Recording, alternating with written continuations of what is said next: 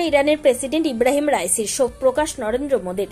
Chopper ভেঙে মৃত্যু হয়েছে ইরানের প্রেসিডেন্ট ইব্রাহিম রাইসির। মারা গিয়েছেন চপারে রাইসির সহযাত্রী তথা সে দেশের বিদেশ মন্ত্রী হোসেন আমিরাবদুল্লাহিয়ানো।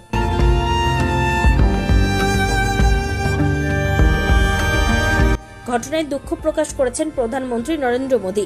নিজের এক্স হ্যান্ডেলে পোস্ট করে মোদী লেখেন, ইব্রাহিম রাইসির মৃত্যুতে আমি গভীরভাবে শোকাহত। এই দুঃখের সময় ভারত ইরানের পাশে আছে। ভারত এবং ইরানের দ্বিপাক্ষিক সম্পর্ককে শক্তিশালী করার জন্য তার অবদান সর্বদা স্মরণীয় হয়ে থাকবে। তার পরিবার এবং ইরানের জনগণের প্রতি আমার সমবেদনা পোস্ট করেছেন বিদেশমন্ত্রী এস জয়শঙ্করও।